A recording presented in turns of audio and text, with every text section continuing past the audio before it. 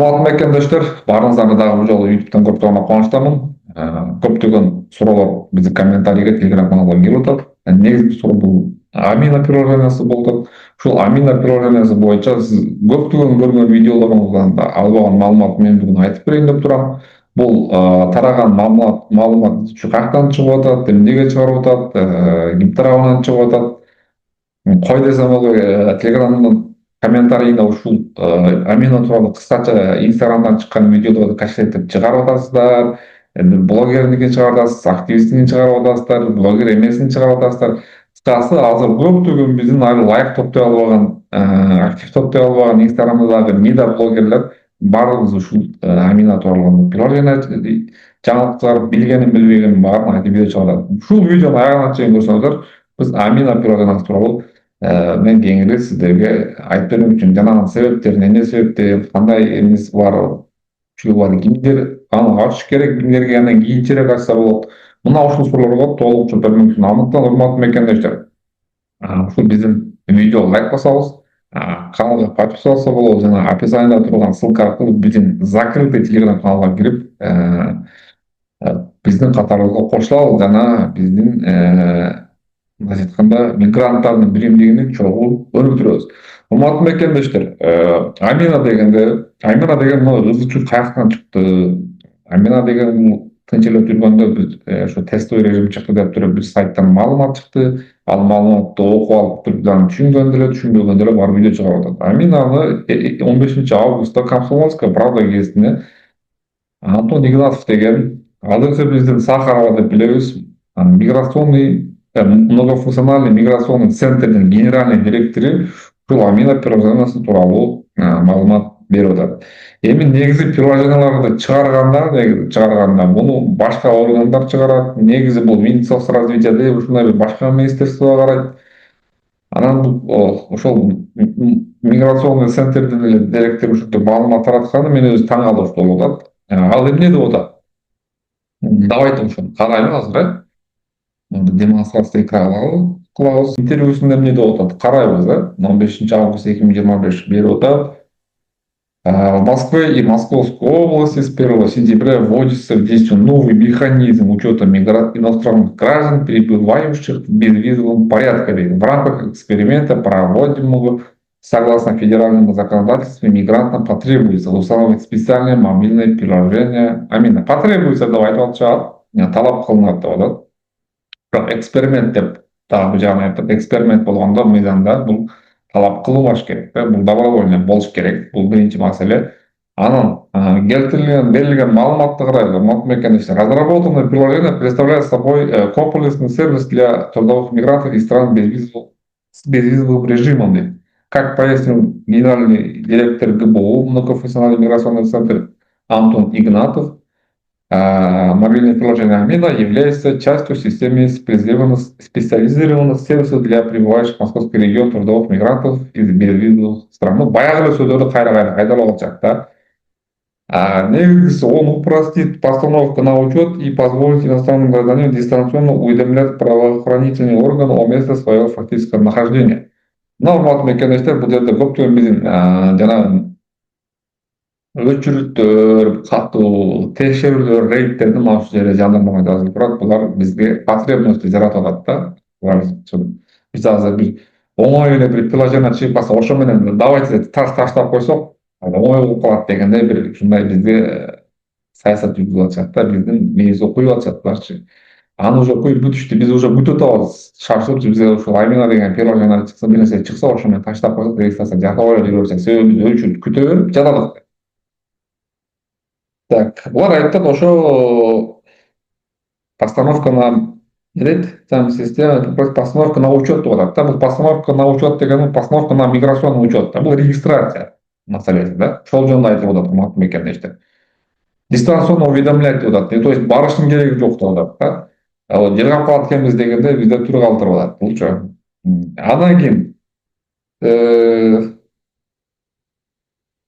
для добросовестных иностранцев это сделает еще простым и удобным. Ооба, конечно, мен мисалы добросовестный мигрант. Мен мисалы качет этип алып туруп, ошо менен таштап турганы кызыктар. Ооба, ошону айтышат.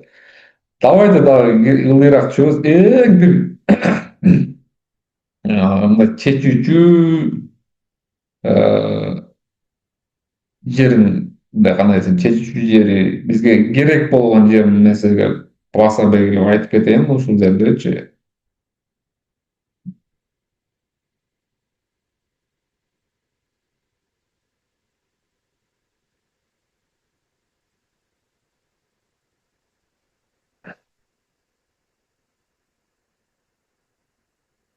Так, для регистрации в системе предусмотрено два варианта. Личные посещения миграционного центра Сахарового или самостоятельная установка приложения для владельцев карт иностранного гражданина. Кордас саламат мекендештер, ушул жерде эң маанилүү жер. Красный карточка эмне үчүн керек деп баардыгыңыздар ойлонуп атасыздар. Суроо берип атасыздар, бизге аябай красный карточка эмне керек депчи. Красный карточканын кереги мына ошол приложенияга киргизүү үчүн болуп атат да миңе. Ушул нерсени көбү түшүнбөй атат. Мен ойлойм, полезный болду ушул нерсе азыр. Самостоятельный установка кыла алат, кимдер кыла алат? Ошол красный карточкасы барлар кыла алат. Красный карточкаңар жок болсо, азыр при последующем посещении, баягы медосмотрду өткөнүңүздөрдөн кийин Сахарова сиздерге мына ушул красный карточканы берет, жана ошонун жардамы менен сиздер самостоятельно эле Сахаровага барбай эле өзүңөр добровольно приложение качать этип туруп эле ошонун негизинде сиздер миграцион учетко туруп регистрация кылып и добровольно ушул нерсени колдоно берет экенсиздер. И бул жок боло турган болсо, анда сиздер каяка барасыздар, Сахарова барасыздар, анан зеленый карточканы личный посещение болгондо сиздер зеленый карточканы кол коесуздар документтерге добровольно деп. Анан силерге бул жерден регистрация кылып, анан өткүзасыз. Негизи жакшы кылыптыр, ушуну мен колдойм. Мага жакты бул нерсе. Анан дагы бир маалымат, урматтуу мекендештер, полезный болсо ушул маалымат видеону таратып койгула, зерикпестен аягына чейин көрүп койгула, бир жарым сааттай эле видео тартып атайын, ошо түшүндүрүп коеюн депчи. Суроо аябай көп болду да, себеби баягы лайк чогулткусу келгендер аябай көп болот инстаграмда, ошо чыгарып алып эле бир машинада отуруп алып эле ла деп сүйлөп эле чыгарып, эч нерсени толком түшүндүрбөйт же билими жетпей, билбейм, кыскасы капа болушпасын мен угуп турсачы, жакшыраак окуп, анан ушундай түшүндүрүп берсе эл дарылтпайчы. Эл мындай көбү кыжалат болуп ооруп калышынан мүмкүн. Жашы өткөн эжелер бар, мага чыкканчы. Сахалар барлар бар. Ошол эжелер кыйналышы мүмкүн да. Ошондуктан мен азыр көрсөтүп сиздерге. YouTubeга чыгат ушул видео. YouTube'дан көрүп турсаңыздар, давайте лайк басабыз, видеого поделиться кылабыз да. Максимально. Еще дагы бир жери, урматтуу мекендештер, мен азыр жоготуп койдум или башка сайттан окудумбу?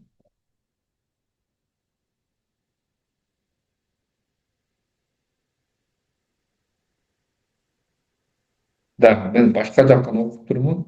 Ладно, ал кыскасы негизи кимдер үчүн керек деген суроого жооп берип койдум, урматтуу мекендештер. Бул мен сайттардан дагы окудум. Ушул Россиянын мындай белгилүү сайттарынан чыгарып алышат, достоверный маалымат деп.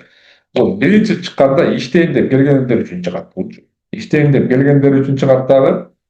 Келгендер ошо работа деп келгендер үчүн ушул нерсе чыгарылат, трудовой производство.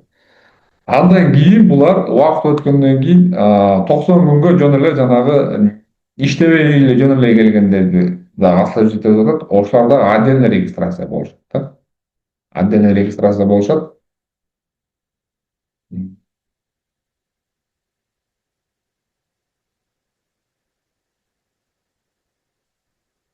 Үчүн эмне үчүн кимдер бул приложение менен колдонуш керек? Булар биринчи кезекте иштейин деп келгендер үчүн, урматтуу мекендештер. Могул ошол кийинки жылдан баштап, Кудай буйруса, кийинки жылдан баштап жанагы иштебей эле жөн эле келгендерди дагы ушул мобильный 90 күнгө кирип кири чыкты кылып кетип атышат го. Иштебейм деп келгендерди азыр булар Россияда отслеживаться не получается аларды. Отслежка кылган не получается. Вот ошон үчүн булар кийинки жылдан баштап ошол иштебейм деп жөн эле гости болуп келгендер, частный болуп келгендер, 90 күн жүрүп кетип калам дегендер үчүн деле, алар үчүн деле ошону кошобуз атат ичине. Алар дагы булар ошо эмне кылып турушат да, отслеживать этип бара турган болду. Анан кийин